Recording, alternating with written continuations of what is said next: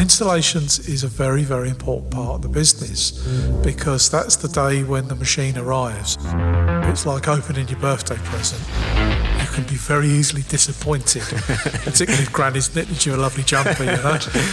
It's very important that everything is done. Welcome to the MTD Podcast. I'm Giovanni Albanese, hosting today's show, a passionate engineer and a very proud member of the MTD team. If you've been listening to the MTDCNC Podcast recently, you will know that we've embarked on a podcast journey with DMG MORI. They have kindly opened their doors to us and we can explore all aspects and operations of the business. And we find out what makes this such a successful business. Today, we are looking at installations of a CNC machine tool, the DMG MORI way. It's a privilege to be back at the UK headquarters of DMG MORI, based in Coventry, a £1 billion global organisation and world-leading supplier of machine tools, automation and technology. I have the pleasure to be joined by two special guests.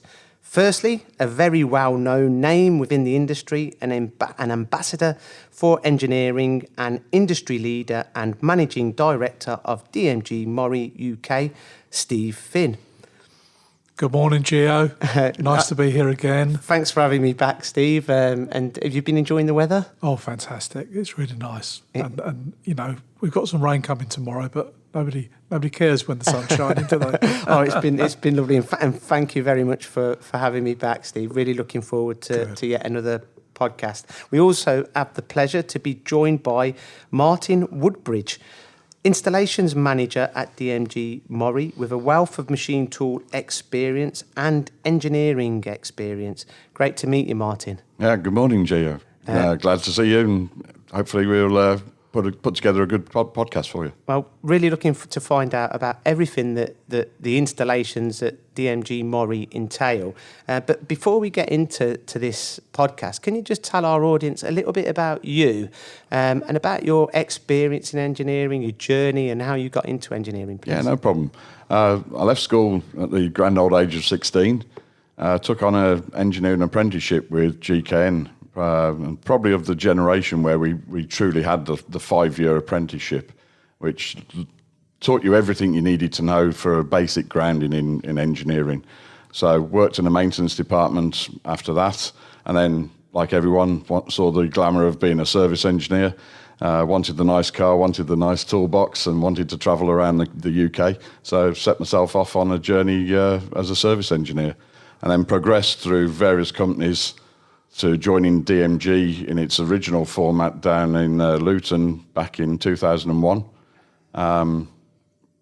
as a service manager, and then progressed through the ranks and now look after the installation department. Yeah. It's fascinating how many people start on the shop floor and doing apprenticeship, you know, cutting metal on manual machines. Steve, you've worked your way through the ranks at DMG MORI. Have you ever had any experience in installations yourself?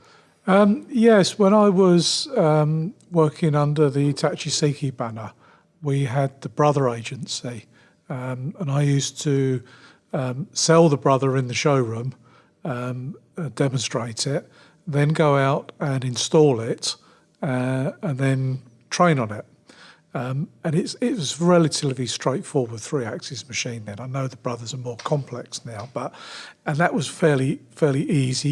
You get on a car or a plane or wherever you go with a small toolbox. But yeah, I've had a little bit of scrabbling around on my knees. And, you know, some of this bigger stuff is not easy. It's not easy, you know, to the geometrics that you've got to get to for some of the big multi-axis machines.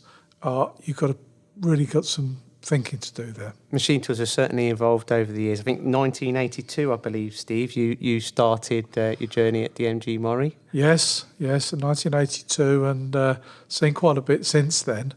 And installations is a very, very important part of the business because that's the day when the machine arrives. And, it's like opening your birthday present. You can be very easily disappointed, particularly if Granny's knitted you a lovely jumper, So, it's very important that everything is done. And it looks, well, just deliver the machine. It's not that straightforward, particularly when you're doing volume of it as well. And Martin will go through that through this podcast to let the customers understand how we do it. We're not sitting there saying, hey, guys, this is really difficult for us. What we're saying is, everyone gets an appreciation of what we're doing, and if the customer gets a better understanding, he can plan better, and his expectations will be met. No, it's really looking forward to this, and it's certainly highlighted a lot of things actually that I didn't realise needed to be attended to.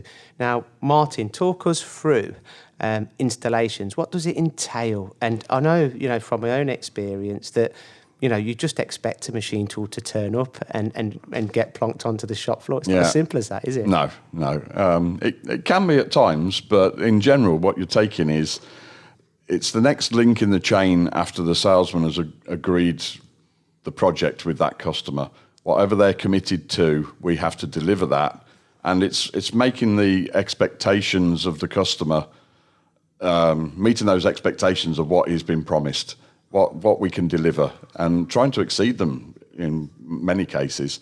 You've taken a fundamental project that may comprise of multiple different items coming from various different sources, bringing it all together to make it arrive seamlessly at the customer, be installed, set up, have the training carried out, and then pass them into producing parts as quickly as possible.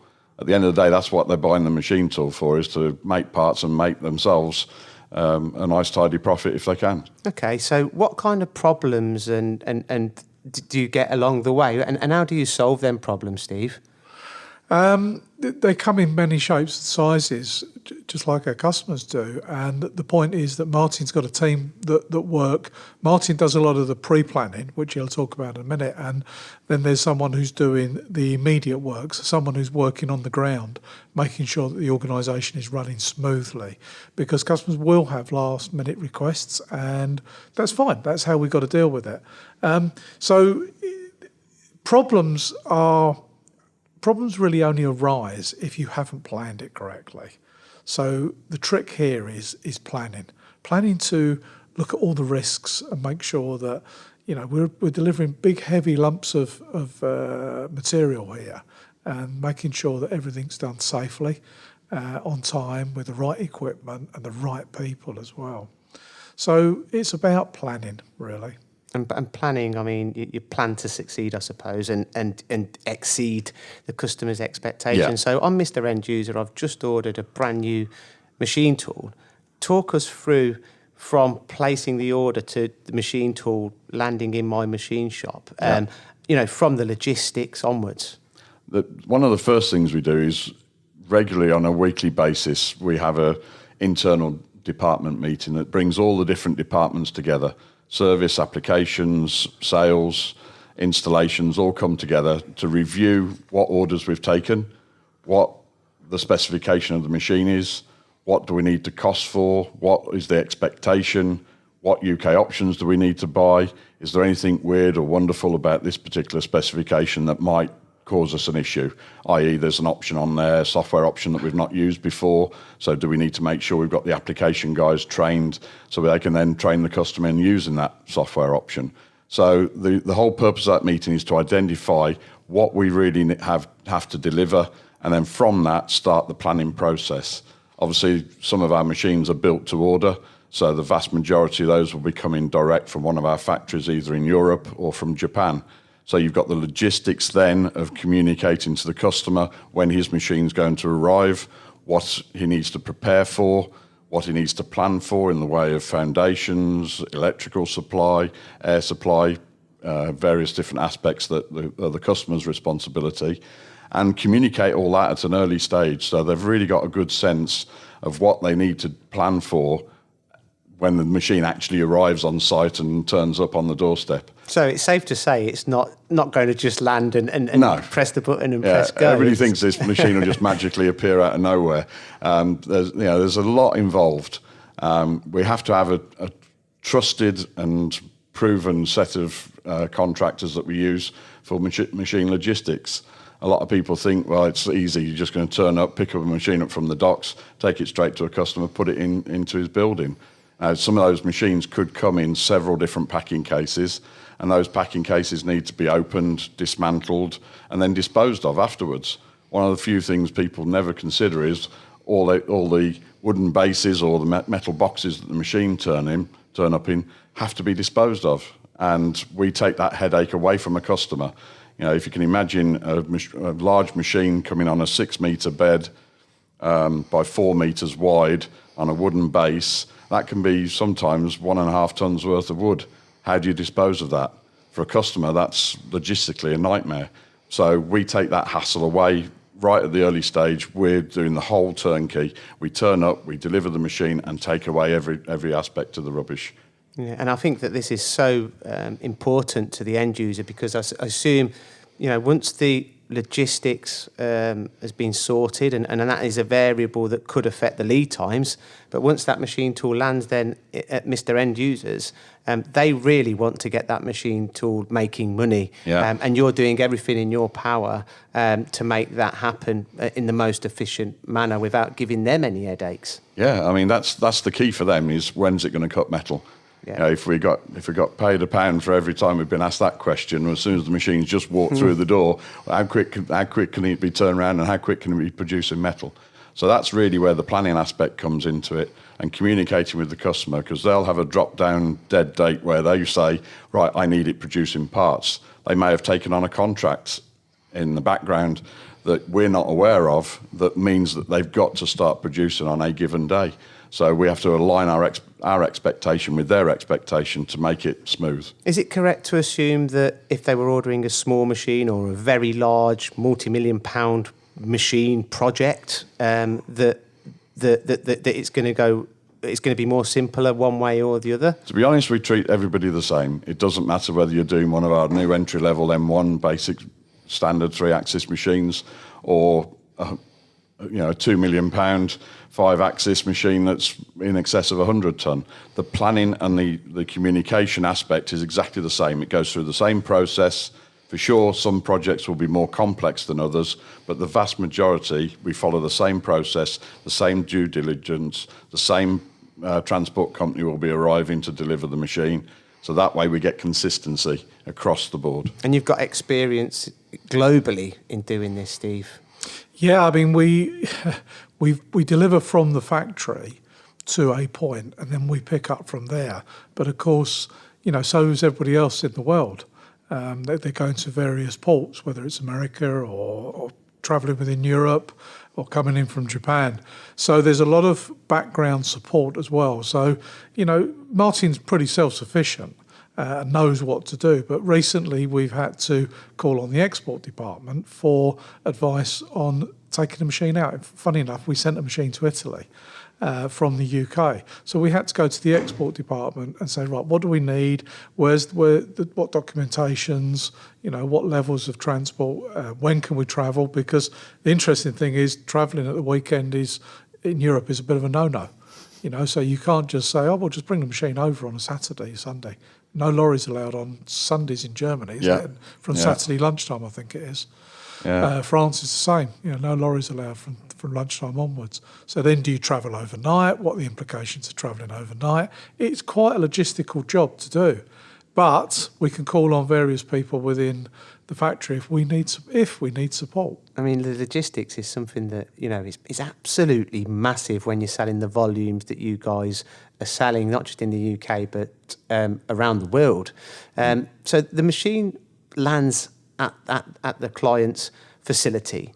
What are the next steps, Martin? How do you make sure or ensure that machine tool is running as quickly as possible? We'll coordinate with our transport suppliers. We've got 3 main transport suppliers that are tried and trusted in the UK. We've built up a long-standing relationship with them. So they understand our products. They understand the logistics of what's required to lift that machine, to skate that machine, to move it into position, to bolt it down to the floor if it requires it. So they'll generally be arranged to meet the truck from the factory at a specific time, at a specific location at the customer, to offload the machine, unpack it, move it into position. If it needs to be bolted down, bolt the machine down, lay all the peripheral equipment out ready, get everything laid out the way the machine's supposed to be, wipe it down, clear all any handprints, things like that off it, rough level the machine if required, and then really step back, take away all the rubbish and all the packing cases that came with the machine. And then it's really the installation team coordinating an installation engineer to come in to start the installation of that machine at the customer's site and commission it for him. Before we get to installation and commissioning, you obviously deal with a lot of third-party suppliers for the work holding and some kind of automation. If you don't supply the automation yourselves, can that be a problem? How do you liaise all of that, and how do you kind of organise that? Generally, it's not a problem for us because we go through a program of vetting our suppliers. We try to use the suppliers that we've got familiarity with, that understand our products, understand the quality of what we want to deliver, and align themselves to our expectations. I think it can be very underestimated what a good supplier can do for you.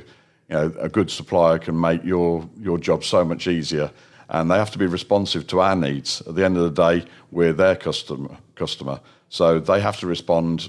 Sometimes at short notice, there's a delay.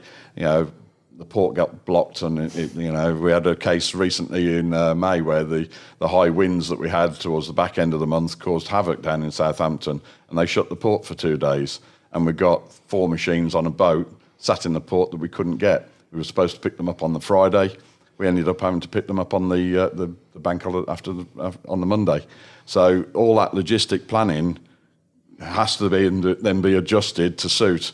So you've got to have suppliers that will adjust their planning to suit your requirements. And we're very lucky. We've got a good team of suppliers that we can call upon. Brilliant, very large.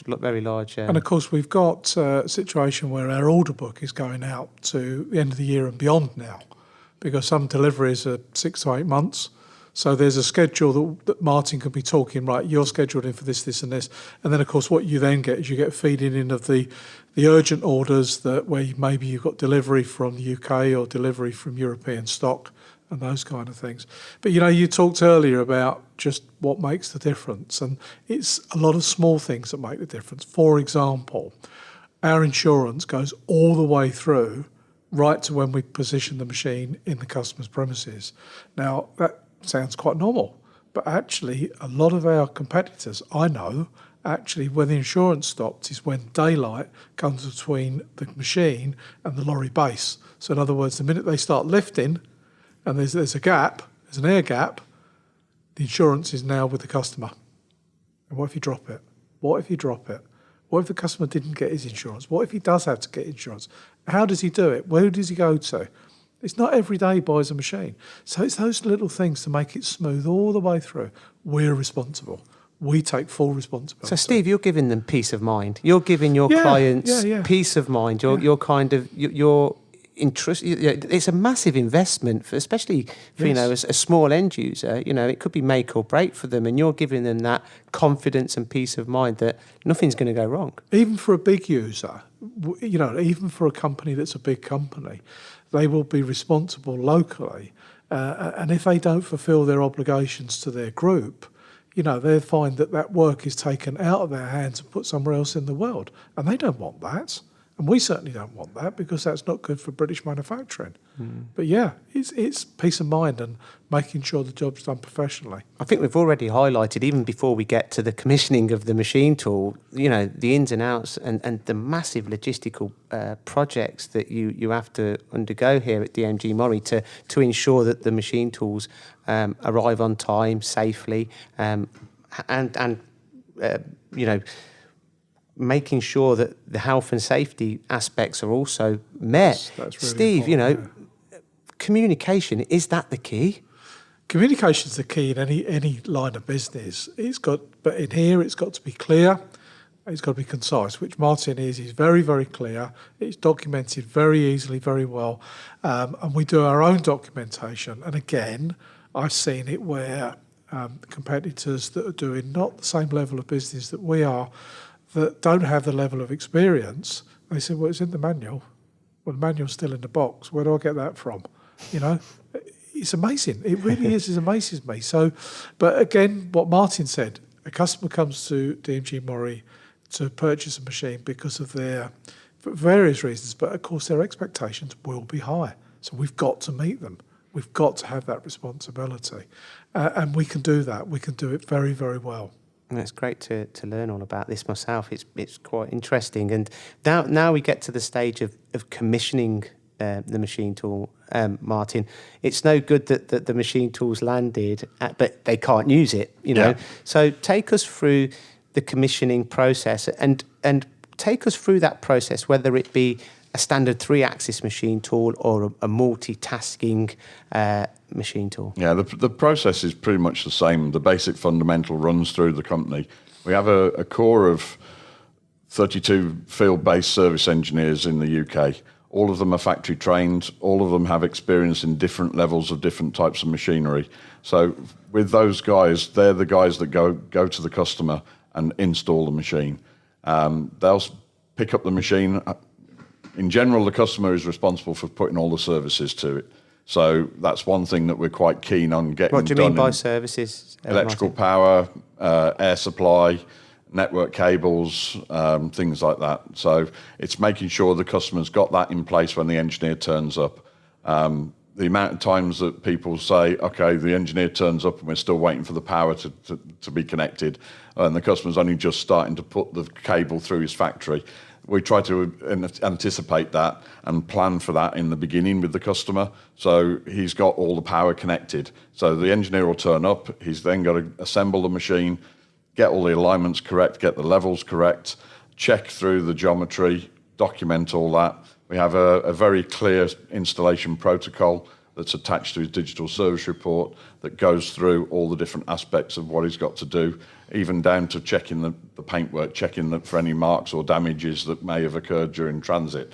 They shouldn't do, but occasionally something will happen through circumstances that are beyond our own control, but it's how you react to those. So it's making sure every detail of that machine installation is absolutely to the letter of the law correct and to the manufacturer's recommendations.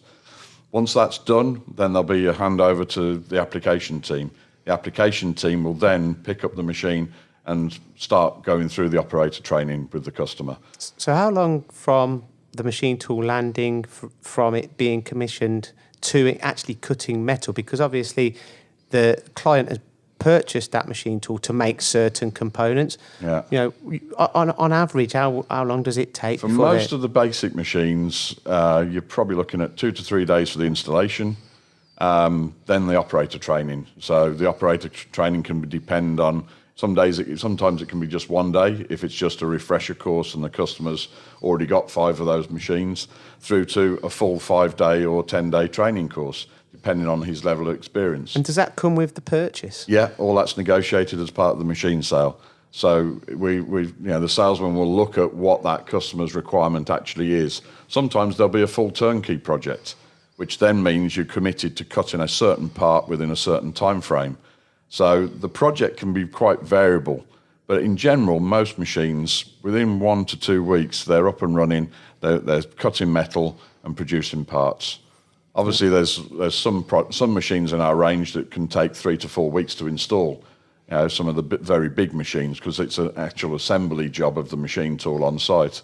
But the vast majority are standalone, straightforward installations. It sounds to me like there's a lot of skill and experience that goes into installations of machine tools. It's not something that you could take upon easily. Steve, can you kind of tell our audience really what sets you guys apart? You know, what makes you guys so special in this arena? Well, being part of the company, being part of DMG MORI, we have a lot of support in the background, and the dialogue is very, very open. So if we want particular information about anything to do with the product, we can get it. And we can also get the right level of support through it. So when it comes to factory training, the engineers, which Martin referred to earlier, that's really useful, because they can go anywhere within the factory. I've been over to the factories and been into the R&D, which is highly secretive, obviously, but I'm part of the company. So they trust us and they work with us. And there's a big difference. And I know that Martin and both myself have worked in dealership applications, and you cannot get that level of information. No. So if I can't get it, how can I pass it down the line? So the service guys have got to get it. Good training, good quality training, longevity of service, good hand-picked quality engineers that know what they're doing. I think this further emphasises the skills level at DMG MORI, and you mentioned there, Steve, longevity, and you've got some staff here that I've already had the pleasure to meet that have got long-lasting. They've been working at the company for a very long time now, and that's so good to see. And obviously, you're now passing that experience on and expertise to the younger generation. How are you finding that, Martin? It's a challenge. It's a challenge finding people with the right attitude to begin with.